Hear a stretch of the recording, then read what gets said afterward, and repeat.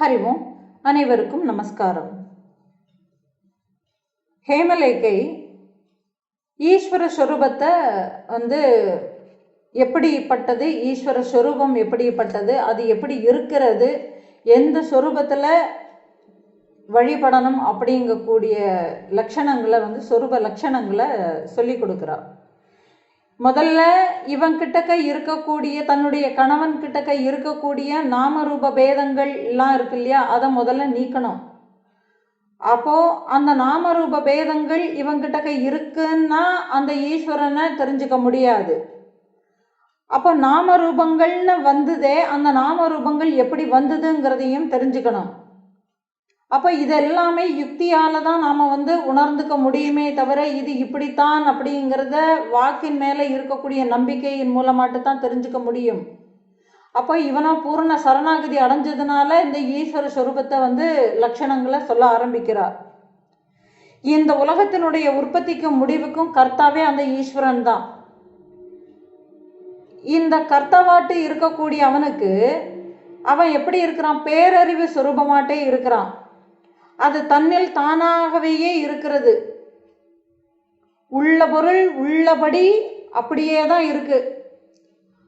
அதுக்கு தேவைன்னு சொல்லிக்கிட்டு ஒண்ணுமே இல்லை, அசங்கனாட்டு இருக்கு.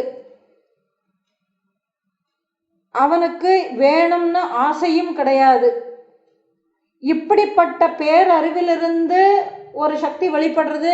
எப்படி அம்மா கிட்டக்க இருந்து அந்த ஒரு குழந்தை பிறந்ததுன்னு சொல்லிக்கிட்டு அந்த ஒரு கதை வந்தது இல்லையா, அதே மாதிரி இப்படிப்பட்ட பேரறிவிலிருந்து ஒரு சக்தி வெளிப்படுகிறது. அந்த ஒரு சக்தி மாயா. அந்த மாயா சக்தி என்ன செய்யறது? மனிதனுக்குள்ள, அதாவது நமக்குள்ள மனம் அப்படிங்கக்கூடியதாக மாயா நமக்குள்ள உட்கார்ந்துருக்கு. அப்ப இந்த மனம்ங்கக்கூடிய இந்த மாயை என்ன பண்ணுது?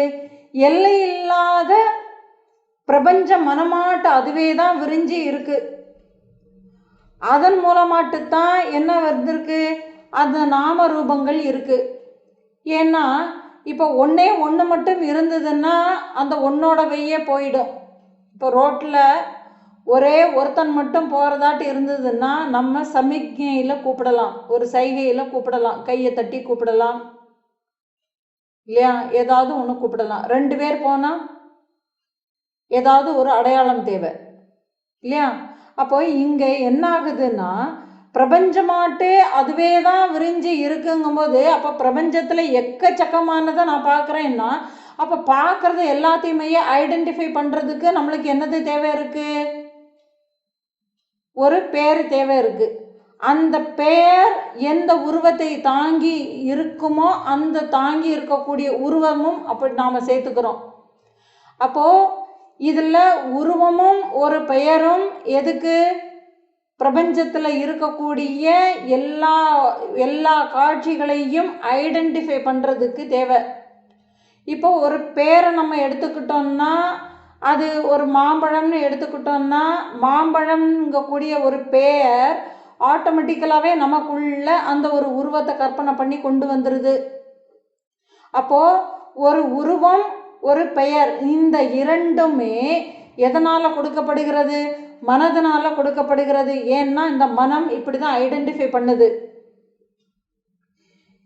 இப்படி இந்த நாமரூபங்கள் எல்லாமே என்ன ஆகுதுன்னா அந்த அறிவின் மேலே ஏற்படுத்தி வைக்கப்படுகிறது.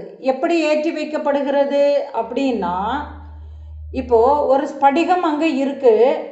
அந்த ஸ்படிகத்தில் ஒரு சிவப்பு கலரில் ஒரு பூவை கொண்டு போய் வச்சா அந்த ஸ்படிகம் எப்படி தெரியும்? சிவப்பு கலராட்டு இருக்கிற மாதிரி தான் தெரியும். தூரத்துலேருந்து பார்த்தான்னா அந்த ஸ்படிகமே சிவப்பு கலரில் இருக்கிற மாதிரியே இருக்கும்.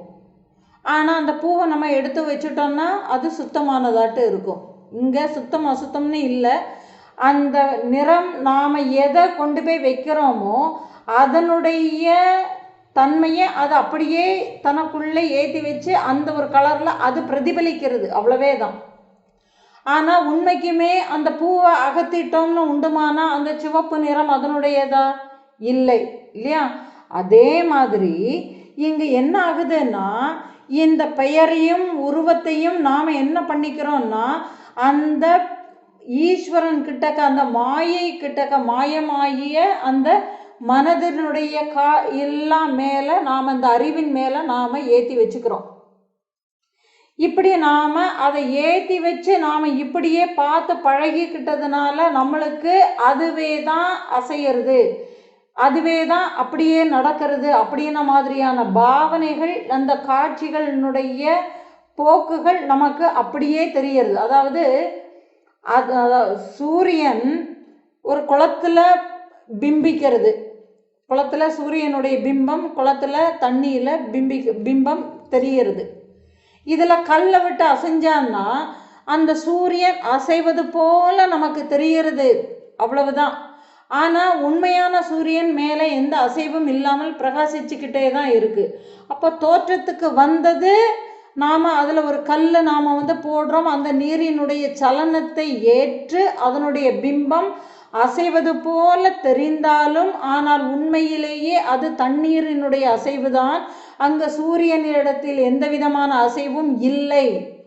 அப்படிங்கிறது நமக்கு எப்படி புரிகிறதோ அதே மாதிரி இங்கே நாம ரூபங்களை ஏற்றி வைத்து கொண்டதுனால இந்த அறிவுங்கிறது நம்மளுக்கு மறந்து போய் என்ன ஆகிறது, இந்த ஒரு சைத்தன்யமே நம்மளுக்கு இந்தந்த மாதிரியான விஷயங்கள் எல்லாமே செய்துக்கிட்டு இருக்கிற மாதிரி நமக்கு ஒரு காட்சியாட்டு தான் நமக்கு தெரிகிறது. நாம் அதுக்கு உள்ள என்ன பண்ணிடுறோம்னா அந்த தோற்றத்தையும் உருவத்தையும் நமக்கு தெரியறதுனால நாம் அதையே தான் ஃபோக்கஸ் பண்ணுறோமே தவிர அந்த ஒரு தோற்றம், அந்த ஒரு உருவம், அதற்குண்டான பெயர், இதை தான் நாம் ஃபோக்கஸ் பண்ணுறோமே தவிர உள்ளே இருக்கக்கூடிய அந்த ஒரு சைத்தன்யம் அது எந்த விதமான சலனத்திற்கும் உட்படாமல் அது அதனுடைய இயல்பில் அது தன்னில் தானாகவே இருக்கிறதுங்கிறத புரிஞ்சுக்கிறதுக்கு நான் தவறிடுறேன். இப்போ வெளியில் பார்க்குறதுக்கு எப்படி தோணும், இந்த எல்லாமே சேர்ந்து அசைவது போல தோன்றினாலும் அந்த சைத்தன்யம் அதுக்கு உள்ள எந்தவித பாதிப்பும் இல்லாமல் சுகமாகத்தான் இருக்கு. இப்படி அந்த அறிவின் மேலே ஏற்றி வைக்கப்பட்டு இருக்கக்கூடிய இந்த நாம ரூபங்களை கொண்டு இருக்கிறது தான் என்னது, நம்ம நிறைய உருவங்கள்னே சொல்லிட்டு இவன் ஒரு பட்டியல் இட்டான் இல்லையா, அத்தனை உருவங்களுமே அதுவே தான். இப்போ நாமரூபங்கள்ங்கிறது அதுவே தான். பலவிதமான நாமரூபங்கள் எல்லாமே அந்த அறிவின் மேலே ஏற்றி வைக்கப்பட்டு இருக்குங்கும்போது அப்போது அந்த அத்தகைய அந்த அறிவின் மீது ஏற்றி வைக்கப்பட்ட உருவங்களில் அவனே தான் யாராட்டு இருக்கிறான். இவ்வளவு நேரமாக நீங்கள் சொல்லிக்கிட்டு இருந்தீங்க இல்லையா, விஷ்ணு, சிவன், பிரம்மா, சூரியன்னு சொல்லி எல்லா கடவுள் உருவங்களுமேயே அதுவே தான். இப்படி எல்லா விதத்திலையும் எல்லாத்துலேயுமேயே அறியக்கூடிய அந்த ஒரு அறிவாகவே தான் அவன் இருக்கிறான். அந்த அறிவு வியாபகம் எல்லா இடத்துலையுமேயே நீக்கமர பரவி இருக்கு. இதில் தன்னுடைய கணவன்கிட்ட சொல்கிறா, இதில் இவ்வளவு நேரமாக நீங்கள் ஒரு பெயர் உருவம்னு சொல்லிக்கிட்டு இருந்தீங்க இல்லையா, ஆனால் இந்த ஒரு பெயர் உருவங்களில் மட்டும் அடங்கக்கூடியவன் இல்லை, அவன் பூரண சுதந்திரமானவனாட்டு இருக்கிறான். ஏன்னா இதை நீங்கள் கவனமாக கேட்டுக்கணும். நாம் என்ன பண்ணிக்கிறோம்னா ஒரு சிலர்கள் என்ன பண்ணிக்கிறாங்க, ஒரு சில உருவங்களை அவங்கள் அபிமானத்துக்குள்ளே கொண்டு வராங்க. சிவன்னா இப்படித்தான் இருக்கணும், விஷ்ணுன்னா இப்படித்தான் இருக்கணும், அம்பிகைனா இப்படித்தான் இருக்கணும், முருகர்னா இப்படித்தான் இருக்கணும் அப்படிங்கக்கூடிய தேவதைகளை இவங்களே தான் என்ன பண்ணிக்கிறாங்க, அபிமானம் பண்ணிக்கிறாங்க. இப்படி இந்த அபிமானம் பண்ணிக்கக்கூடிய தேவதைகளை இவங்க என்ன பண்ணிக்கிறாங்க, ஒரு உருவத்துக்குள்ள அவங்களே கொண்டு வந்து இது இப்படித்தான் அப்படிங்கக்கூடிய லட்சணங்கள் அந்த இவங்க என்ன மாதிரியான பாவனைகள் பார்க்குறாங்களோ அந்த பார்க்கக்கூடியதுக்கு அப்படிப்பட்ட சக்தியே இருக்கிற மாதிரி அங்கேயே அடக்கி வச்சுக்கிறாங்க. இப்படி பிரபஞ்சத்தினுடைய கர்த்தாவை இவங்க என்ன நினச்சிக்கிறாங்க, ஒரு மண்குடம் செய்கிற குயவனை மாதிரி அந்த அளவுக்கு ஒரு சிறிய அறிவே உடையவனாட்டு அவங்களையே பாவிச்சுக்கிட்டு அந்த குறுகிய அறிவை உடையவனாகவே அவன் இருக்கிறான். அந்த மாதிரி கண்ணுக்கு தெரிகிற தன்னை போல ஒரு உடலை உடையவனாக அவனை பாவித்து அப்படியே தான் பார்த்து பழக்கப்பட்டிருக்கிறாங்க. இப்படி இந்த ஒரு உடலை ஒரு உருவத்தில் கொண்டு பாவனை பண்ணி அப்படி பண்ணிட்டு இருக்கக்கூடியவங்க என்ன பண்ணுறாங்கன்னா அந்த ஒரு உடலை மட்டுமே தான் அவங்க வழிபாடு பண்ணுறாங்க. அந்த ஒரு உடலை மட்டுமே அப்படி ஒரு உருவத்துக்குள்ள அந்த ஒரு அறிவு இருக்குங்கிறத மட்டுமே தான் பாவனை பண்ணுறாங்க. அந்த ஒரு உருவத்துக்கு உள்ள இப்போது உதாரணமாக கிருஷ்ணருங்கக்கூடிய சிலையை நாம் எடுத்துக்கிட்டோம்னா அந்த கிருஷ்ணன் இப்படியாக லட்சணங்களோடு இருப்பான்னு சொல்லி அந்த ஒரு ஃபோட்டோவை நம்ம வாங்கிக்கிறோம், அல்லது ஒரு சிலாரூபத்தை நம்ம வாங்கி எடுத்து வீட்டில் நம்ம வைக்கிறோம். அந்த கண்ணனுக்கு அந்த ஒரு அவனுக்கு சக்தி இந்த சிலையில் இவ்வளவுதான் அப்படின்னு நம்ம பார்க்குறோம். அதை குறுக்கி நாம் வச்சுக்கிறோம். இந்த குறுக்கிய அந்த ஒரு கண்ணனுடைய அந்த சிலைக்குள்ளே இருக்கக்கூடிய அதே அறிவு தான் எல்லாத்துலேயுமே இருக்குங்கிறத பார்க்க தவறிடுறோம். ஏன்னா நாம் அங்கே ஒரு உடம்பை பாவனை பண்ணி அதுக்கு பூஜை பண்ணுறதுக்கு தான் நம்ம விருப்பப்படுறோமே தவிர அந்த அறிவை அறிவுபூர்வமாக அறிந்து கொண்டு அந்த அறிவை நாம் தூய அறிவாக இருக்கக்கூடிய அந்த கண்ணனுங்கக்கூடியவரை நாம் ஆராதனை பண்ண விரும்பலை. அப்போ அந்த ஈஸ்வரனை நம்ம ஆராதனை பண்ணலை. நாம் இப்படியே நிறைய பெயர்களை பிடிச்சி வச்சுக்கிட்டு அந்த ஒரு பெயர்களில் சிக்கிக்கிட்டு இருக்கிறோம், உருவங்களை பிடிச்சி வச்சுக்கிட்டு அந்த உருவங்களில் சிக்கிக்கிட்டு இருக்கிறோம். அப்போது அந்த ஒரு சைத்தன்யம் அதுக்குள்ளே இருக்கக்கூடிய அதே சைத்தன்யம் தான் இங்கே வெளியிலையும் இருக்குங்கிறது தெரியாமல் இருக்கிறதுனால தான் இவன் என்ன பண்ணிடுறான், பிற உயிர்களை இவனுக்கு இஷ்டம் போல் வதைச்சு சாப்பிட்றான், துன்புறுத்துறான். அந்த துன்புறுத்துறதெல்லாம் சந்தோஷப்பட்டுக்கிறான் இல்லையா, பணிவிட செய்ய சொல்லி ஏவல் செய்கிறான், கட்டளை இடுறான், அதை செய்யலைன்னா உன்னை கொன்னுடுவேன்னு மிரட்டுறான், எவ்வளவு காரியங்கள் பண்ணிக்கிட்டு இருக்கிறான். பார்த்தா இங்கே ரொம்ப கவனித்து பார்த்தா இந்த உடல் எதுவுமே இல்லாமல் அசைவுகள் எதுவுமே இல்லாத அந்த கல் மண்ணுன்னு நீங்கள் எடுத்துக்கிட்டீங்கன்னா அதுக்குள்ளேயும் இந்த அறிவு அங்கே பிரகாசிக்கிறது. எப்படி இருக்குன்னா அதுக்கு அசையக்கூடிய தன்மை இல்லை, ஒரு காரியத்தை செய்யக்கூடிய தன்மை இல்லை, அது புதுசாட்டு எதையும் படைக்கிறது இல்லை, இன்னொன்று போய் அழிக்கிறதும் இல்லை. ஆனால் கல்லுன்னு சொன்னானாக்கா கல்லினுடைய கெட்டித்தன்மைன்னு ஒன்று இருக்கு இல்லையா, அந்த சுரூபமாட்டு அதுவே தான் இருக்குது. அப்போ கல்லில் சைத்தன்யம் இல்லையா, அதுலேயும் இருக்குது. ஒரு மலர் அழுகி போகிறது வாடி போகிறதுன்னா அதனுடைய தன்மையாட்டம் அதுவே தான் இருக்குது. செத்து போய் அது அழுகி போகிறதுன்னா அந்த அழுகி போகிறதுலேயும் அதுதான் இருக்குது. அப்போது அது இல்லாததுன்னு சொல்லிட்டு இந்த உலகத்தில் எதுவுமே இல்லை. ஆனால் நான் என்ன பண்ணிக்கிறேன், இந்த ஒரு தனித்த அடையாளங்களை கொண்டே நான் பழக்கப்பட்டு வந்ததுனால இந்த தனித்த அடையாளங்களோடவேயே அவன் இருப்பதாகவே நான் கற்பனை பண்ணிக்கிட்டு இருக்கிறேன்.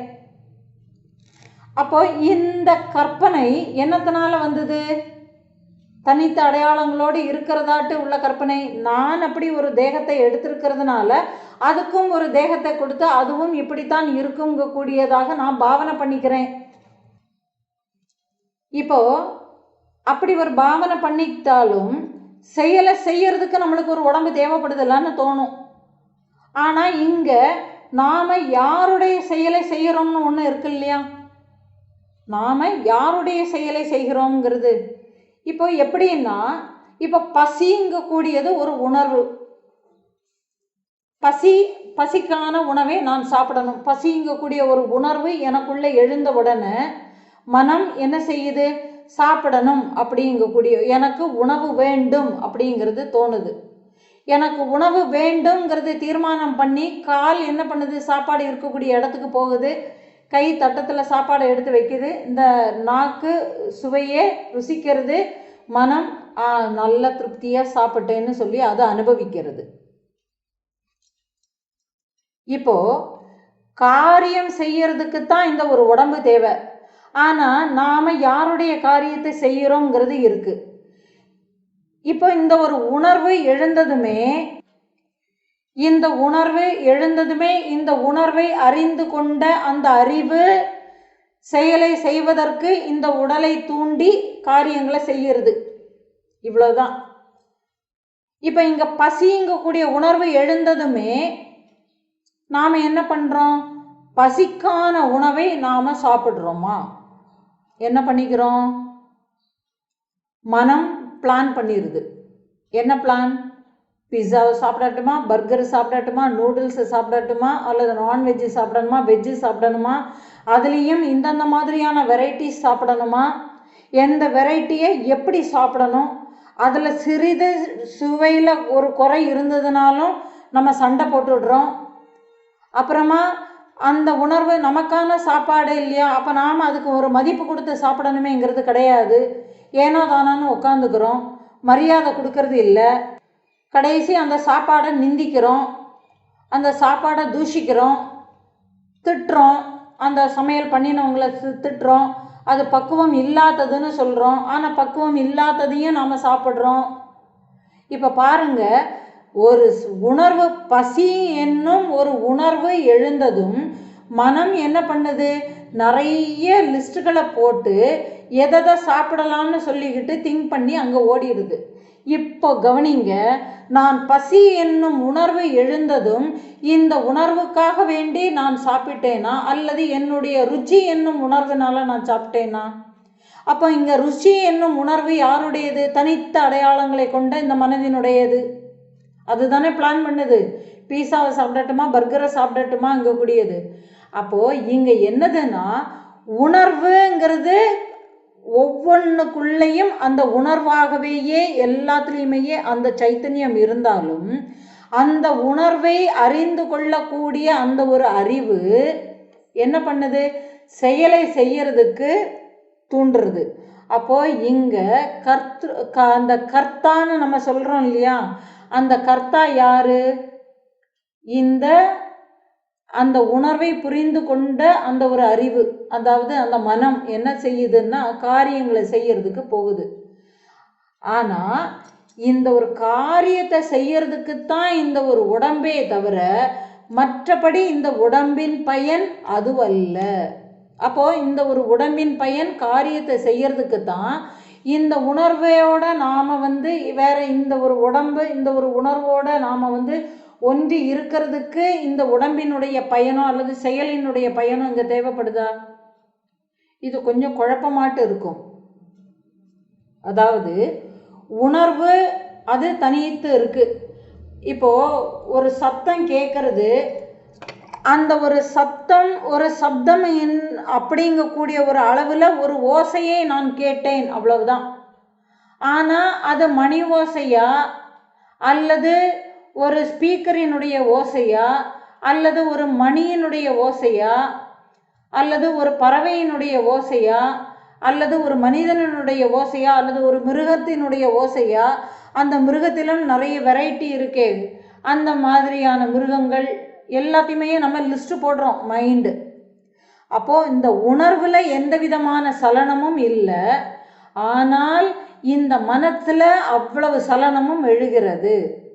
அப்போ இந்த மனம் என்ன செய்யறது? செயலை செய்வதற்கு தூண்டுகிறது. அப்போது ஒரு சப்தங்கக்கூடியது அந்த அளவிலவையே நின்னாலும் இந்த மனம் ஆராய்ச்சி பண்ணி என்ன செய்யுது? அது யாருன்னு பார்க்கறதுக்கு இந்த உடம்பை நடத்தி கொண்டு போய் அங்கே கொண்டு போய் இது யாருன்னு பார்க்கறது. அப்போ சரி, அப்போ நாம் யூகிச்சது சரிதானா இல்லையாங்கிறதையும் அந்த மனமே தான் தீர்மானம் பண்ணுது அங்கே. இப்போ பார்த்தீங்கன்னா அந்த உணர்வு தான் இங்கே அத்தனைக்கும் கர்த்தாவாட்டு அங்கே உட்காந்துருக்கு. ஆனால் நாம் இங்கே என்ன நினச்சிக்கிட்டு இருக்கிறோம்? அந்த உணர்வை மறந்து, ஏன்னா பசி இங்கே கூடிய அந்த ஒரு உணர்வு எழலைன்னு உண்டுமானால் இங்கே சாப்பாடுக்கு என்ன பிரயோஜனம் இருக்கு? இல்லை. அப்போது அந்த ஒரு உணர்வு தான் அத்தனைக்கும் காரணமே தவிர நாம் இந்த ஒரு உணர்வை மறந்துட்டு நாம் என்ன பண்ணிக்கிறோம்னா தனித்துவ அடையாளங்களை கொண்ட இந்த மனசை பிடிச்சு வச்சுக்கிட்டு இந்த மனதினுடைய விருப்பங்களை பூர்த்தி செய்வதற்கு காரியங்களை ஆற்றுவது தான் நம்மளுடைய கடமை. இந்த உடம்பு அதுக்காகத்தான் கொடுக்கப்பட்டு இருக்கு அப்படின்னு சொல்லி தீர்மானம் பண்ணிக்கிறது எது? இந்த தனித்துவ அடையாளங்களை கொண்ட இந்த ஜீவன். இப்போ இந்த ஜீவன்கிறது இப்படி வந்துருச்சா? சரி, இப்போ நம்ம காரியங்கள் எல்லாமே இது இப்படி தான் பண்ணுதுன்னா அதுக்கு காரியங்கள் எதுவுமே தேவையே இல்லைன்னு உண்டுமானால் அப்போ விழிப்பு நிலையில் அதாவது எப்படி இந்த சுகத்தை அனுபவிக்கிறது? விழிப்பு நிலையில் நான் அந்த சுகத்தை அனுபவிக்கணும். தூக்கத்தில் நான் அந்த சுகத்தை அனுபவிக்கிறது தெரியலை. இல்லையா? கனவுல தெரியறது இல்லை. ஆனால் இவன் இங்கே என்ன சொல்ல வரான்னா, இந்த ஈஸ்வர சக்திக்கு இந்த உடம்பை வச்சு சில காரியங்களை செய்யணும்னு சொல்லிட்டு எந்த விதமான நிர்பந்தமும், அதுக்கு தனித்துவமாட்டு ஒன்றுமே இல்லை. அதுக்கு என்னது தேவையோ அதுக்கு கொடுக்கப்பட்டு இருக்கக்கூடிய சுதந்திரத்துக்கு அதுவே தானாகவே இயங்கிக்கும். இதை நான் எப்படி நம்ப முடியும் அப்படின்னா, கனவுல நாம் எடுத்துக்கிட்டோம்னா தனிப்பட்ட ஒருவனுடைய காட்சிகளை பாருங்க. அந்த கனவு இவங்கிட்ட கேட்டுக்கிட்டு வருதா? வரல. இப்போ உதாரணத்துக்கு ஒருத்தன் நான் இன்னைக்கு பகவத்கீதையை நல்லா படிச்சுக்கிட்டு ரொம்ப அதே சிந்தனையோடவே தூக்கத்திலும் இருக்கணும் அப்படிங்கக்கூடிய ஒரு அபிமானத்தோடு நல்லா நான் இன்னைக்கு அதையே முழுக்க முழுக்க நல்லா படிச்சுட்டு இன்னைக்கு இந்த பகவத்கீதையில் அந்த நான் படித்த அந்த ஒரு 4வது அத்தியாயம் இருக்கே, அது இன்னைக்கு என்னுடைய கனவுல வரணும். நான் இன்னைக்கு அதை லைவ் ஆட்டு கேட்கணும்னு சொல்லி தீர்மானம் பண்ணிட்டு படுக்க முடியுமா? சொல்லுங்க, முடியாது. அப்போ இங்க என்ன ஆகுது? இந்த ஒரு உடம்பு தான், ஆனா அதுல அசைவு எதுவுமே இல்லை. ஆனா கனவுல என்ன பண்ணுது? அந்த சைதன்யத்தினுடைய சக்தியினால இந்த அறிவே என்ன பண்ணுது? தனக்கு விருப்பமான சில காட்சிகளை அதுவே உருவாக்கி அதுவே அனுபவிச்சு அதுவே தனக்குள்ளவையே ஒடுக்கிக்குது. எப்படி? தூங்கி எழுந்திருக்கும் போது அந்த கனவு அவனுக்குள்ளவையே, யார் பார்க்குறாங்களோ பார்க்குறவங்களுக்கு தான் அந்த அனுபவம். காணல் நீர் யார் பார்க்குறாங்களோ பார்க்குறவங்களுக்கு தான் அனுபவம். உண்மைதானே? இப்போ இந்த மாதிரி இந்த விஷயங்கள் எல்லாமே இப்படித்தான் நடந்துக்கிட்டே இருக்குது. ஆனால் இந்த ஜீவனுக்கு காரியம் செய்யறதுக்கு இந்த ஒரு உடம்பு ஒரு காரணமாட்டு மட்டுமே தான் இருக்கு. இதை இப்படி எடுத்துக்கிட்ட இருக்கக்கூடிய தனித்துவம் கொண்ட ஜீவர்கள் பூரணமானவர்கள் கிடையாது. ஏன்னா தனித்த அடையாளங்களோட கொண்டு இருக்கக்கூடிய நான் இத்தகைய காரியங்களே நான் செய்கிறேன்னு வந்துருவான். என்னுடைய மனம் அப்படின்னு வந்துருவான். என்னுடைய மனம் இந்த விஷயங்களை தான் பிடிக்கும், இது பிடிக்காதுன்னு கொண்டு வந்துடுறான். இப்படிப்பட்டவன் எப்படி பூரணமாக முடியும்? ஏன்னா இவன் தனக்குள்ளேயும் அந்த பூரணத்துவத்தை அறிஞ்சிக்கல. இப்போ தனக்குள்ளே இருக்கக்கூடிய பூரணத்துவத்தை அது அறிஞ்சிக்காததுனால அந்த பேருணர்வு தனக்குள்ளே இருக்கு. அந்த உணர்வை அறிந்து கொள்ள முடியாததுனால இவன் என்ன பண்ணுறான்? வெளியில் ஒன்று நாடுறான். அங்கே மட்டும் என்ன இருக்குது? அங்கேயும் இவனுக்குள்ளவே குறைகளை பார்த்ததுனால அங்கேயும் அவனுக்கு என்ன தான் தெரியுது? குறைகள் தான் தெரியுது. அப்போ இவன் எப்படி சுதந்திரமானட்டு இருக்க முடியும்? இல்லை, கட்டுப்பாடுகளோட கூடியவனாட்ட ஒரு உருவத்துக்குள்ளவே தன்னை அடக்கிக்கிற மாதிரி அடக்கிக்கிறான். அதாவது இந்த ஒரு உணர்வு தான் இப்போ, அதாவது இதுக்கு காரணம் எப்படின்னா, மனசு கூட இதைத்தான் நினைக்கணுங்கக்கூடிய நிச்சயம் இல்லை நம்ம கிட்டக்க. நீங்கள் எதை நினைக்கவே கூடாதுன்னு நினைக்கிறீங்களோ அதைத்தான் நினைக்கும். நான் இன்னாரை பற்றி வேணும்னா நீங்கள் முயற்சி பண்ணி பாருங்க. நான் இந்த ஆளை பற்றி நான் நினைக்கவே கூடாதுன்னு சொல்லி நீங்கள் தீர்மானமாட்டு இருங்க. ஆனால் அதே ஆளை பற்றி தீர்மானமாட்டு சிந்திச்சுக்கிட்டே இருப்பீங்க. இதற்கு உதாரணம் ஹிரண்யகசிபு. அவனுடைய விரோதியாட்டு யாரை பார்த்தான்?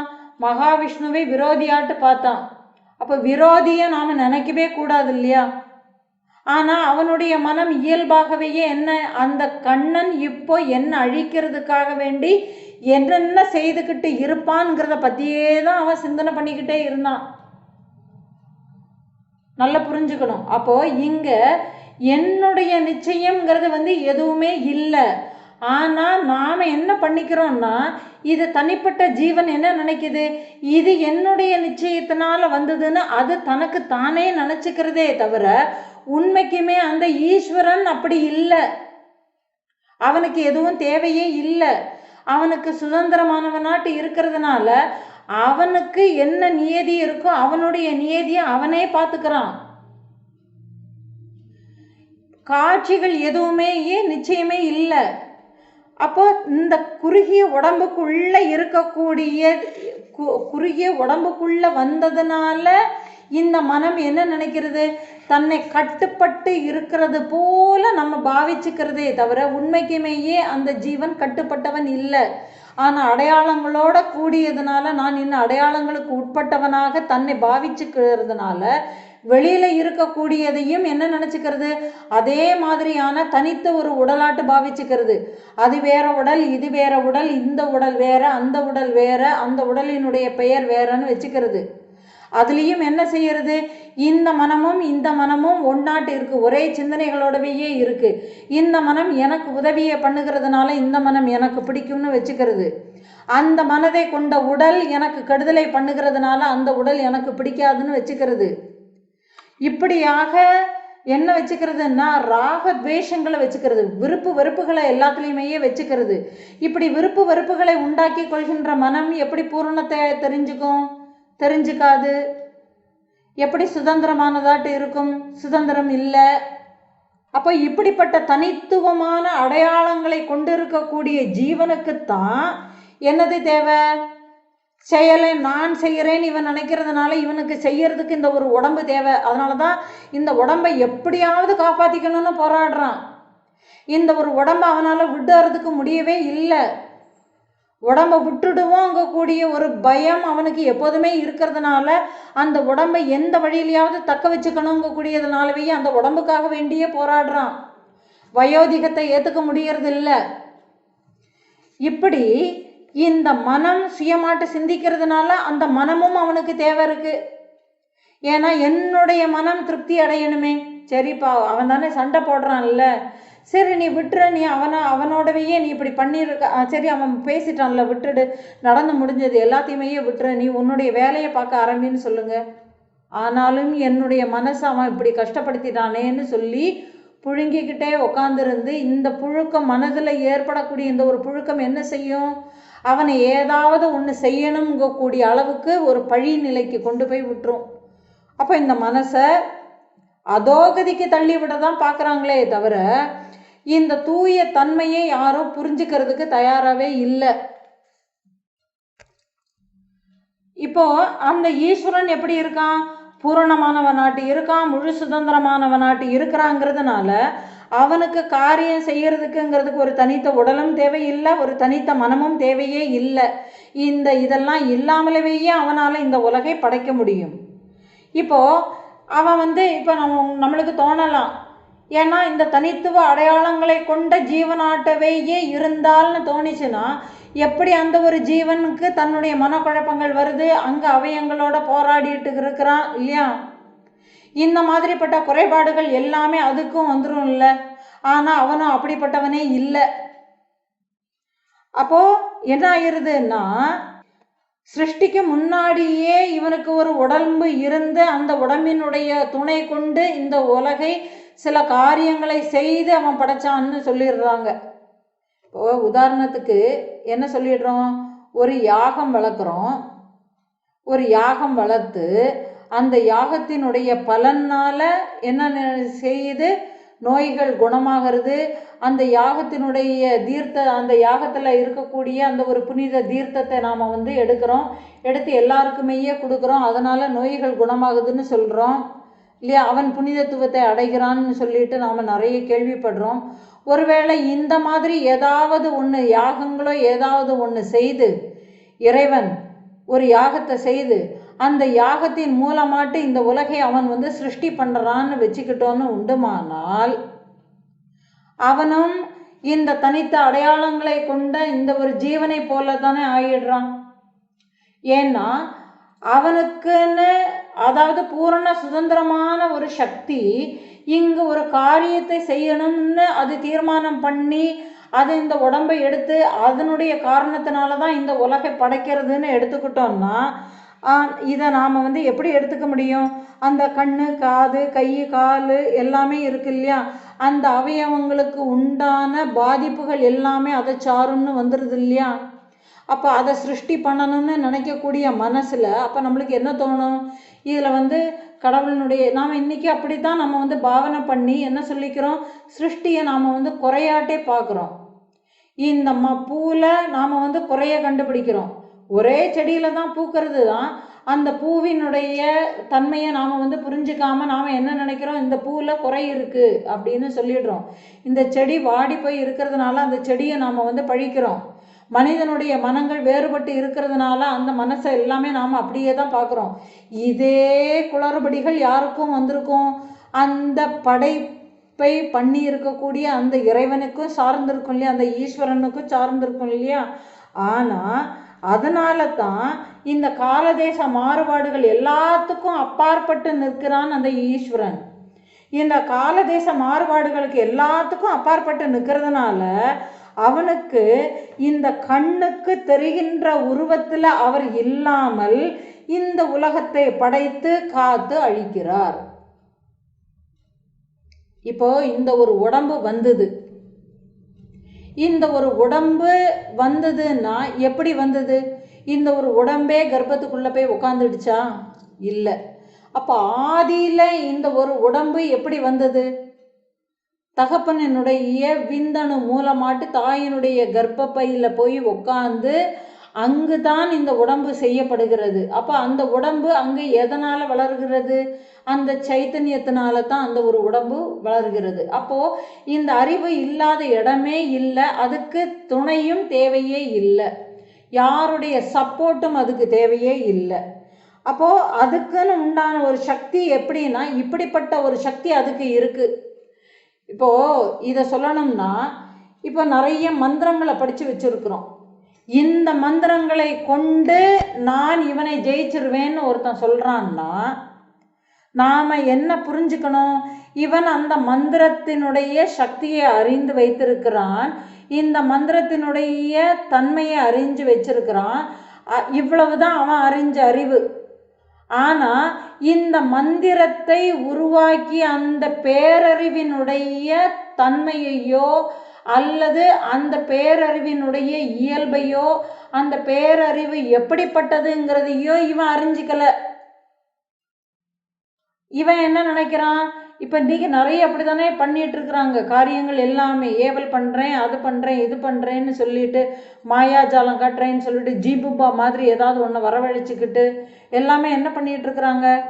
எல்லாமே இந்த சித்துகளுக்குள்ளே சிக்கிக்கிட்டு இருக்கிறாங்க. இது சித்து தான். ஆனால் இந்த சித்துகளுக்கு காரணமாட்டு இருக்கிறத மறந்து போயிடுறாங்க. இந்த குறிப்பு, அதாவது இந்த சித்துக்கள் எல்லாமே எல்லைகளுக்கு உட்பட்டதாட்டு இருக்குங்கிறத மறந்து போயிடுறாங்க. என்னமோ இந்த சித்துக்கள் காலம்பூராவுமே இருக்கிற மாதிரி எல்லாமே அவங்க பாவனை பண்ணிக்கிறாங்க. ஆனால் இந்த சித்துகளுக்கு அப்பாற்பட்டு நிற்கக்கூடிய அந்த ஒரு பேரறிவு, அதனுடைய படைப்பு, அது அந்த பேரறிவினுடைய அதனுடைய படைப்பில் இது தூசியிலையும் தூசி, இந்த ஒரு மந்திரமோ இந்த ஜாலமோ எல்லாமே இந்த சித்து எல்லாம். ஆனால் நாம் என்ன நினைக்கிறோம்? இந்த சித்துகளை பெருசாட்டு பார்க்குறோம். ஏதாவது ஒன்று நமக்கு கிடைக்குமாங்கிறத பெருசாட்டு பார்க்குறோமே தவிர, இதற்கு எல்லாம் அப்பாற்பட்டு நிற்கக்கூடிய அந்த ஒரு பேரறிவு அது எப்பேற்பட்ட சக்தியாட்டு இருக்குங்கக்கூடிய அதனுடைய வியாபகத்தை தெரிஞ்சுக்கிறதுக்கு நம்ம முயற்சியே பண்ணலை. இப்படி அந்த உடல் இல்லாத ஒரு ஈஸ்வரனை உடல் கொண்ட ஒரு ஸ்தூல புத்தி உடையவர்கள் இருக்காங்க இல்லையா. ஏன்னா ஸ்தூல தேகத்தின் மேலே ஒரு அபிமானம் வச்சிருக்கக்கூடியவங்க இருக்கிறாங்க இல்லையா. அவங்க என்ன பண்ணிக்கிறாங்க? ஏன்னா நம்மளுக்கு ஒரு தேகம் இருக்கிற மாதிரி அதுக்கும் ஒரு தேகத்தை கொடுத்து அவங்க கற்பனை பண்ணிக்கிட்டு அந்த கற்பனை மூலமாட்டு அவங்க எப்படி அந்த அவங்களுடைய அறிவுக்கு ஏற்றபடி அந்த ஈஸ்வரனை அந்த உருவத்துக்குள்ள உபாசிக்கிறார்களோ அந்த பக்திக்கு தகுந்த மாதிரி அவங்களுக்கு விருப்பமான உருவங்களுக்கு தகுந்த மாதிரி தான் அவங்க கும்பிட்டுட்டு இருக்காங்களே தவிர அந்த பேரறிவே அவர்கள் அறிவதே இல்லைன்னு சொல்லிடுறா. இப்போ இப்படி பார்த்தா நல்லா கவனிச்சு பாருங்க. இந்த உலகத்துல இருக்கக்கூடிய எல்லா தோற்றமுமே அவனுக்குள்ள அடங்கி போயிடுதா? இந்த உலகத்துல இருக்கக்கூடிய எல்லா பெயர்களுமே அவனுக்குள்ள அடங்கி போயிடுதா? இப்படி பார்த்தா அவனுக்குன்னு எந்த ஒரு உருவமும் கிடையாது. ஆனா அவனுக்குள்ள அத்தனை உருவங்களுமே அடக்கம். ஏன்னா அவன்கிட்ட இருந்தது அத்தனையுமே வெளிப்பட்டது. ஆனா இதை அவன் சிந்திக்கிறதுக்கு மறந்து போயிடுறான். தனித்த ஒரு உருவம் வந்த உடனே நான் வந்துட்டேன்னு தான் நினைக்கிறானே தவிர இந்த நான் வருவதற்கு எது காரணம்ங்கிறது தெரியல, அதை யோசிக்கிறதுக்கும் தயாராகவே இல்லை. அப்போது இங்கே அதாவது சுத்த அறிவாகவேயே அவன் இருக்கிறான். அந்த அறிவு எதனாலும் பிளவுபடாமல் இருக்கிறது. அந்த அறிவு எங்கே உட்கார்ந்துருக்குங்க கூடிய சந்தேகம் இருக்குன்னு உண்டுமானால் அந்த அறிவு அதாவது இந்த ஒன்றே ஆன ஏகத்துவமான அறிவு எங்கே இருக்கு அப்படிங்கிறதுன்னு அந்த அறிவு இங்கே எங்கே இருக்கு அந்த அறிவே தெரியவே இல்லை. ஏன்னா இவன் அந்த உருவங்கள் எல்லாமே பார்த்து பழகிக்கிட்டதுனால கண்ணுக்கு தெரிகிற இதைத்தான் பார்க்குறானே தவிர அப்பாற்பட்டு இருக்கக்கூடிய அந்த ஒரு சித்து கண்ணுக்கே தெரியறது இல்லைன்னு சொல்லிடுறான் இல்லையா. இவன் அப்படி தானே கேட்டான், சூன்யம்னு சொன்னான் இல்லையா. இப்போ அந்த சூன்யத்துக்கு அவன் சொல்கிறா, ஏன்னா அது கண்ணுக்கே தெரியல அப்படிங்கிறதுனால அது இல்லைன்னு எப்படி ஆயிட முடியும். இப்போ எப்படின்னா ஒரு கண்ணாடிக்கு முன்னாடி நான் நிற்கிறேன், ஆனால் அந்த கண்ணாடியில் என்னுடைய உருவம் தெரிகிறது. அந்த உருவத்தை பார்த்து நான் மகிழ்கிறேன். நல்லா புரிஞ்சுக்கணும், அந்த உருவத்தை பார்த்து நான் மகிழ்வதற்கு காரணமாட்டு இருக்கிறது அந்த இடையில இருக்கிற அந்த கண்ணாடி தான். ஆனால் இந்த கண்ணாடி தான் காரணம் என்னுடைய பிரதிபிம்பம் அங்கே தெரியறதுக்குங்கிறத, அந்த கண்ணாடி இல்லைன்னா அந்த பிரதிபிம்பம் தெரியாதுங்கிறத நான் மறந்து போயிடுறேன். இப்போ அந்த கண்ணாடியை மட்டும் நான் பார்த்துட்டேன்னு உண்டுமானா உள்ளே இருக்கக்கூடிய அந்த பிரதிபிம்பத்துக்குள்ளே நான் போக மாட்டேன். உதாரணத்துக்கு நீங்களே ஒரு கண்ணாடியை கண்ணு முன்னாடி வச்சுக்கோங்க. அந்த நீங்கள் உங்களுடைய உருவத்தை விட்டுக்கிட்டு நீங்கள் அந்த கண்ணாடியை பாருங்கள். நீங்கள் அந்த ஒரு உருவத்தை பார்த்தீங்கன்னா நீங்கள் அந்த உருவம் தெரியும், இந்த கண்ணாடி மறைஞ்சு போயிடும். இந்த கண்ணாடியை நீங்கள் பார்த்தீங்கன்னா இந்த கண்ணாடி தெரியும், கண்ணாடியில் தெரியக்கூடிய அந்த ஒரு உருவம் போயிடும். இப்போது இந்த கண்ணாடி தான் இடையில ஒரு மீடியேட்டர் ஒன்று தெரியறதுக்கு. அந்த கண்ணாடி இல்லைன்னா அந்த பிரதிபிம்பம் அங்கே போயிடுறது இல்லையா. அப்போ அதே மாதிரி இந்த தனித்துவத்தில் வந்த அடையாளங்களை கொண்டு தன்னை ஜீவன்னு கருதிக்கிட்டு இருக்கிறாங்க இல்லையா, அவங்க என்ன பண்ணுறாங்க, இந்த உலகத்தை மட்டும் பார்த்துக்கிட்டே இருக்கிறாங்களே தவிர இந்த உலகத்தை பார்க்கறதுக்கு உண்டான அறிவாக அவன் இருக்கிறான்ங்கக்கூடிய அந்த ஒரு அறிவை அறிவதற்கு அவங்க மறந்து போயிடுறாங்க. ஏன்னா இந்த அறிவு இருக்கிறதுனால தான் அது தெரியறதே தவிர இந்த அறிவு இல்லைன்னா அங்கே எங்கே தெரியும், தெரியாது. ஒரு வட்டத்தை நான் சுற்றி போட்டுக்கிட்டு ஒரு வட்டம் வரைஞ்சி வச்சிருக்கிறேன். இந்த வட்டத்தை போட்டுக்கிட்டு நானே இந்த ஒரு வட்டத்தை வரைஞ்சிக்கிட்டு இந்த வட்டத்தினுடைய ஆரம்பம் எங்கே இருக்குது, இந்த வட்டத்தினுடைய முடிவு எங்கே இருக்குது, இதை நான் தெரிஞ்சுக்கணும்.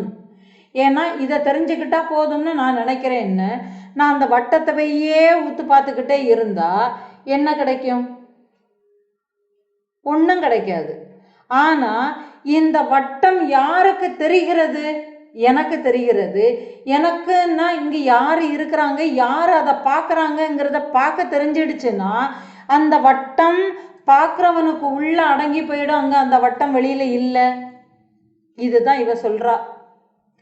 இப்படி இறைவன் உருவமற்ற ஏகனாகவேயே இருக்கிறதுனால அவனைத்தான் சிவன் விஷ்ணுங்க கூடிய ஒரு உருவ பேதத்தில் கொண்டு சிவன் தான் வசந்தவன் விஷ்ணு தாழ்ந்தவன்னு சொல்லியோ அல்லது விஷ்ணு தான் வசந்தவன் சிவன் தாழ்ந்தவன்னோ இந்த மாதிரியான பேத புத்திகள் எல்லாத்தையுமேயே வச்சு பேசிக்கிட்டு இருக்கக்கூடியது முட்டாள்கள் அப்படிங்கக்கூடிய நீங்கள் அதை நல்லா புரிஞ்சுக்கணும்னு தன்னுடைய கணவன்கிட்ட சொல்லிடுறா.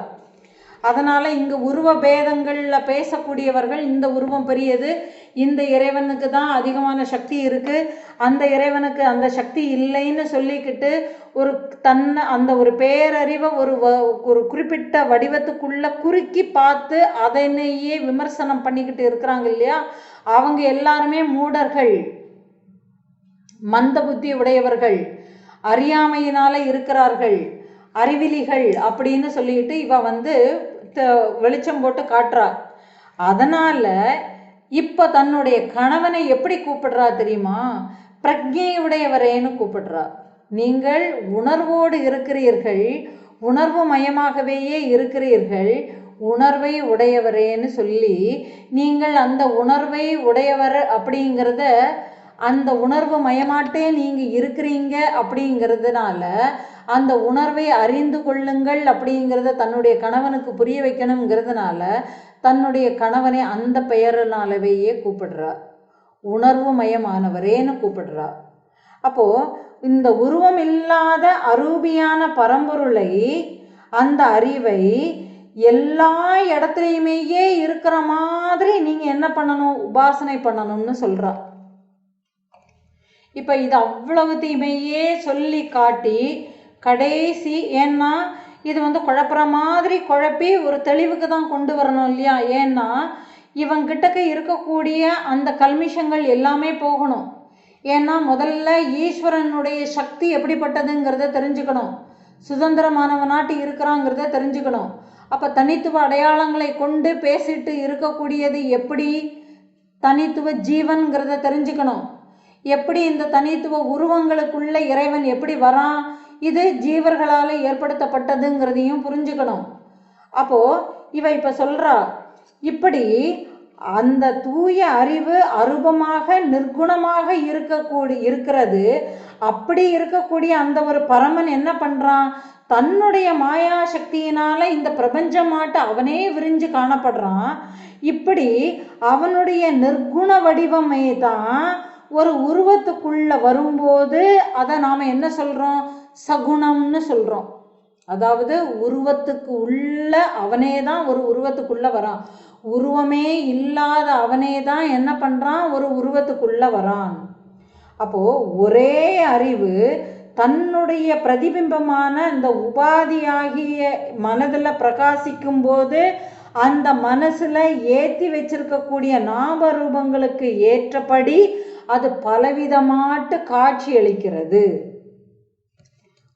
அப்போ அந்த ஏக அறிவு தான் இந்த மனசுல பிரகாசிக்கும் போது இந்த மனது என்ன பண்ணுது, தன்னுடைய சக்தியினால, ஏன்னா மனதிற்குன்னு இருக்கக்கூடிய அந்த ஒரு விசேஷ சக்தியினால அது என்ன பண்ணுது, பலவிதமான நாம ரூபங்கள் கொண்ட இந்த உலகை படைத்து அதுதான் மகிழுது. இப்படி அறியப்படுகிற இந்த உருவமும் பெயரும் அந்த தூய அறிவின் மீது ஏற்றி வைக்கப்படுவதால் அவைகளும் இந்த அறிவுக்கு வேறாக இருக்க முடியாதுங்கிறத உணர்ந்துக்கிட்டு நீங்க உபாசனை பண்ணுங்க. கேட்டான் இல்லையா, எப்படி நான் பண்ணணும்னு கேட்டான் இல்லையா, இப்ப சொல்றா. இப்போ எப்படி கொண்டு வந்துட்டா, அந்த அறிவு, அந்த தூய அறிவே தான் அந்த அறிவிலிருந்து வெளிப்பட்டு இருக்கக்கூடிய இந்த ஒரு மனசுல அந்த அறிவு பிரதிபலிக்கப்பட்டு இந்த மனதுக்கு ஏற்கனவே இருக்கக்கூடிய ஒரு சக்தியினால, இந்த தனிப்பட்ட அந்த ஒரு சக்தியினால இது என்ன பண்ணுது, பலவிதமாட்டு நாம ரூபங்கள் கொண்ட உலகை படைத்து மகிழ்கிறது. இதுல நீங்க எந்த உருவத்தை எடுத்துக்கிட்டாலும், எந்த பெயரை எடுத்துக்கிட்டாலும், அந்த பெயரும் அந்த உருவமத்திலும் இருக்கிறது யாருன்னு புரிஞ்சுக்கணும், அந்த சைத்தன்யமே தான் அங்க இருக்குங்கிறத புரிஞ்சுக்கணும்னு சொல்லி கொடுக்குறா. அப்போ இந்த பெயரும் உருவமும் நீங்க எடுத்துக்கிட்டீங்கன்னா அவைகளும் அந்த அறிவுக்கு வேறாக இல்லைங்கிறத நீங்க புரிஞ்சுக்கணும். இப்படி இதை புரிஞ்சுக்கிட்டு நீங்க உபாசனை பண்ண வேண்டியது அந்த குறிப்பிட்ட உருவத்தை இல்லை, அதுக்கு அப்பாற்பட்டு நிற்கக்கூடிய அந்த ஒரு சைத்தன்யத்தை தான் நீங்க உபாசனை பண்ணணும்னு சொல்லி கொடுக்குறா. அதை விடுத்து நீங்க வெறும் ஒரு உருவத்தை மட்டும் பிடிச்சிக்கிட்டு அந்த உருவத்துக்குள்ளவையே சிக்கிக்கிட்டு எந்த உருவத்தின் மீது மனசு திடமான ஒரு பக்தியோட நிற்கிறதோ அந்த உருவத்தின் உள்ள இருக்கக்கூடிய அழியாத அந்தர்யாமியாட்டு இருக்கக்கூடிய சைத்தன்யத்தையே சேர்த்து தியானம் பண்ணி மற்ற உருவங்களில் இருக்கக்கூடிய விஷயங்களையும் மற்ற உருவங்களில் இருக்கக்கூடியவங்களையும் உதாசீனம் செய்யாமல் அதுலேயும் இருக்கக்கூடிய அந்த ஒரு அறிவையே கண்டு அந்த ஒவ்வொருத்தரும் தங்களுடைய மனதை மேன்மையான வழிக்கு கொண்டு வரணும். இதுதான் மனம் மேன்மையான நிலைக்கு வர்றதுக்குண்டான வழி, வேற வழியே இல்லை. நாம் இங்கே ஒரு செயலை பார்த்துக்கிட்டு அந்த செயலை வேடிக்கை பார்த்துக்கிட்டு இருந்தோம்னா போச்சு. அப்போ அந்த ஒரு பர்டிகுலர் செயலை மட்டும் நம்ம கண்ணுக்கு தெரிகிறத மட்டுமே தான் நிஜம்னு நாம் நம்புகிறோம். ஆனால் அதுக்கும் காரணமாட்டு இருக்கக்கூடிய அந்த ஒரு தூய அறிவு தான் அங்கே பிரகாசிக்கிறதுங்கிறத நாம் நினைக்கிறதுக்கு மறந்து போயிடுறோம். அப்போ இவ என்ன சொல்றான்னா நிர்குணமாட்டு ஆராதனை பண்றதுக்கு சொல்றா. இப்போ இந்த நிர்குண உபாசனைக்கு தன்னுடைய கணவனுக்கு கொண்டு வர, அதாவது உருவமற்ற பக்தி, உருவமற்ற நிலையில பக்தி பண்ண சொல்லி கொடுக்குறா. எப்படி அந்த சைத்தன்யத்தை வழிபடணும்னு சொல்றா. இப்போ அப்ப சகுண உபாசனைங்கிறது என்னது? நிர்குணமாட்டு இருக்கக்கூடிய அதே பிரம்மமே தான் என்ன பண்ணுது? சகுண உபாசனைக்கு வருது. குணபேதங்கள் எதுவுமே இல்லாத நிலையில இருக்கக்கூடிய சைத்தன்யமே தான் என்ன நிலைக்கு வருது? ஒரு உருவத்துக்கு வருதுங்கிறத புரிஞ்சுக்கணும். அப்போ இது இந்த உருவத்துல மட்டும்தான் வருதா? இல்லை. அப்போ எல்லா உருவமாட்டும் அதுவே தான் இருக்கு. அப்போ நாம ஒரு குறிப்பிட்ட உருவத்துக்குள்ள, அந்த ஒரு குறிப்பிட்ட வடிவத்துக்கு உள்ள இல்லாம நாம என்ன பண்ணணும்? பிரபஞ்சத்தையே படைத்த அந்த ஒரு பேரறிவு, பிரபஞ்ச ஆற்றலாகவே இருக்கிற அந்த ஒரு பேரறிவு தான் இந்த இடத்துல என்னுடைய கண்ணை நாட்டி இங்க வந்து உட்காந்து என்னை ஆட்டி வச்சுக்கிட்டு இருக்கு, என்னை பக்தி பண்ண வச்சுக்கிட்டு இருக்குங்கிறத நினைச்சாலே போதும் இல்லையா? ஆனா நாம என்ன நினைக்கிறோம்? அந்த இறைவன் வேற எங்கேயோ இருக்கிறான், இந்த இறைவன் குறுகியதாட்டு இருக்கிறான்னு நம்ம நினைச்சுக்கிறோம். நினைச்சு பாருங்க. அதாவது தெரு வாசல்ல, இப்போ இதுக்கு உதாரணம்னா இப்படி சொன்னா எளிமையா புரியும். ஒரு தெரு இருக்கு. அந்த தெருவில் முச்சந்தியில் என்ன பண்ணுறாங்க? ஒரு பிள்ளையாரை கொண்டு வந்து வைக்கிறாங்க. எதுக்கு? அந்த தெருவே நல்லா இருக்கணும், எல்லார் வீடுகளுக்கும் ஐஸ்வர்யம் கிடைக்கணும் இல்லையா, எல்லாரும் நிம்மதியாக வாழணும், எல்லாருக்கும் அந்த இறைவன் அனுகிரகம் பண்ணணும் அப்படின்னு சொல்லி ஒரு பிள்ளையாரை வைக்கிறான். அந்த பிள்ளையாரை வச்சு பூஜை எல்லாமே பண்ணுறான். ஆனால் நீங்கள் பாருங்கள், அந்த வீட்டில் உள்ளவங்க அந்த பூஜை பண்ணக்கூடியவனுக்கு ஒருத்தரை ஏற்பாடு பண்ணி பூஜை எல்லாமே நடக்கிறதுன்னு வச்சுக்குவோம். ஆனால் இவங்களை பார்த்தீங்கன்னா எல்லாரும் நல்லா இருக்கணும், அந்த தெருவே நல்லா இருக்கணும், எல்லாருடைய மனமும் நல்லா இருக்கணும், நல்லதையே நினைக்கணும் அப்படின்னு எல்லாமே காரணத்தை உத்தேசித்து அங்கே ஒரு பிள்ளையாரை வச்சுக்கிட்டு இவன் டெய்லி எங்கே போயிட்டுருப்பான்?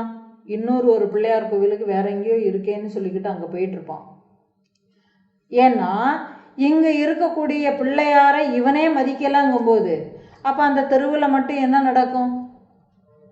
இப்படித்தான் இந்த உலகத்தில் நடந்துக்கிட்டே இருக்கு. அதனால நீங்கள் ஒரு குறிப்பிட்ட உருவத்துக்குள்ள நீங்கள் இறைவனை வணங்கினாலும் அந்த இறைவனே பேரறிவாக எல்லாத்துலேயுமே இருக்கக்கூடிய பிரபஞ்ச அறிவே எனக்காக வேண்டி இந்த ஒரு குறிப்பிட்ட உருவத்தில் வந்து இருக்குங்கிறத புரிஞ்சுக்கிட்டா போதும்.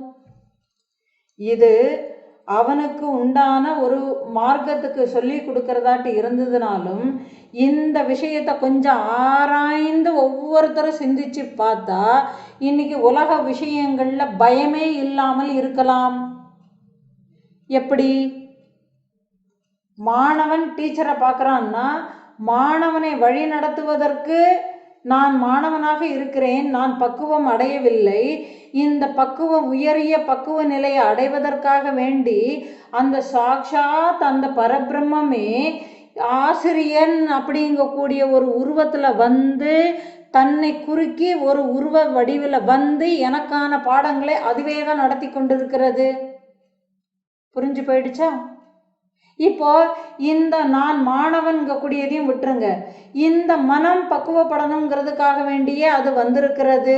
சரி, அப்போ இந்த மனதுக்கு உள்ள வாங்கிக்கிறது நான் தனிப்பட்ட நான் வாங்கிக்கிறதாட்டு இருந்ததுன்னா ஏடா கூடமாட்டு இந்த மனசு கண்டபடிக்கு போயிடும், இந்த மனம் கண்டபடி எல்லாமே சிந்திக்கும் இல்லையா? அப்போ இந்த மனசை நானும் எப்படி பாவிச்சுக்கணும்? அந்த பிரபஞ்ச பேரறிவு இன்னொரு பிரபஞ்ச பேரறிவு கிட்டக்க பேசிக்கிட்டு இருக்கு. அப்போ இங்க தனித்துவ நான் இல்லை, ஏகம்னு வந்துடுச்சா? கணவன் மனைவின்னு எடுத்துக்கிட்டோம்னா என்ன ஆகுறது? இங்க கணவன் மனைவி அப்படின்னு எடுத்துக்கிட்டோம்னா இப்போ கணவன் என்ன நினைக்கலாம்? அது மனைவின்னு நினைக்கிறத விட்டுட்டு எனக்கான தேவைகளை, எனக்கான பணிவிடைகளை, எனக்கு என்ன வேணுமோ வேணுங்கிறத பார்த்து செய்து கொடுப்பதற்காக வேண்டி என்ன ஆகுது? இறைவனே என்ன பண்ணுறான், தன்னுடைய ரூபத்தில் இந்த மாதிரியான ஒரு பெண்ணினுடைய ரூபத்தில் வந்து எனக்கான தேவைகளை பூர்த்தி பண்ணி கொடுக்குறான். வந்துடுதா? அப்போ இறைவனே அந்த ரூபத்தில் வரான்ங்கும்போது நாம் எப்படி அந்த உருவத்தை நாம் எப்படி நிந்திக்க முடியும்? அந்த உருவத்தின் மேலே அன்பு தானே வைக்க முடியும் இறைவன்னு பாவிச்சா. அல்லது எல்லையில்லாத இந்த பிரபஞ்சத்தை படைத்த அந்த ஒரு பேரறிவே இந்த ஒரு உருவத்தில் வந்து எனக்கான தேவைகளை அது பூர்த்தி பண்ணுகிறது. அப்போ நான் யாரு? நானும் இப்போ நான் அதை அப்படி பார்க்குறேன்னா அப்போ நானும் எனக்குள்ளேயும் அதுதானே. அப்போ இந்த எல்லையில்லா பிரபஞ்ச பேரறிவு ஒரு சில காரணங்களுக்காக இந்த ஒரு தேகத்தை எடுத்து சில காரியங்களை செய்து கொண்டிருந்தாலும், ஆனால் இந்த தேகத்தை பராமரிப்பதற்காக வேண்டி ஏன்னா அதுவே தான் இந்த தேகத்தை எடுத்திருக்கு, இந்த தேகத்தை பராமரிக்கிறதுக்காக வேண்டி அதுவே இன்னொரு ஒரு தேகத்தின் மூலமாட்டு தனக்கு தானாகவே எல்லாத்தையுமே செய்துக்கிட்டு இருக்கு. வந்து போயிடுதா? பாருங்க எவ்வளவு ஒரு உன்னதமான ஒரு விஷயம் இங்கே பேசப்படுறது. இப்போ இது அவ்வளவுமே பார்த்தா இங்கே தனித்துவமாட்ட அடையாளங்களை கொண்டு இருக்கக்கூடிய நான் என்பது இங்கே இல்லவே இல்லை. இருப்பதெல்லாம் அதுவே, நாம ரூபங்கள் எல்லாம் அதுவே, எல்லாமே வந்து போயிடுச்சா? இப்போ இந்த மாதிரியான நிர்குண உபாசனையை பண்ண சொல்லி, நிர்குண லட்சணங்களை சொல்லி இவனை பக்குவப்படுத்தி ஹேமச்சூடனை என்ன சொல்கிறான்னா உருவம் இல்லாத பக்தியை பண்ண சொல்கிறா. ஒரு உருவ பக்திக்குள்ளே வராமல், சகுண உபாசனைக்கு வராமல் நிர்குண உபாசனையை பண்ண சொல்லி அவள் அறிவுறுத்துறா. ஏன்? அந்த ஏகத்துவத்தை இவன் உணரணுங்கிறதுக்காக. அப்போ அந்த ஏகத்துவத்தை உணரணும்னா நிர்குண உபாசனையின் மூலமாட்டு, ஏன்னா உருவமற்ற நிலையில தான் அவனை தியானம் பண்ணணும். இப்படி சொன்ன உடனே ஹேமச்சூடன் என்ன பண்ணுறான்? அவனுக்கு நிர்குண உபாசனைனா என்னன்னு தெரிஞ்சுதா? அடுத்தது அவன் என்ன பண்ண போகிறான்?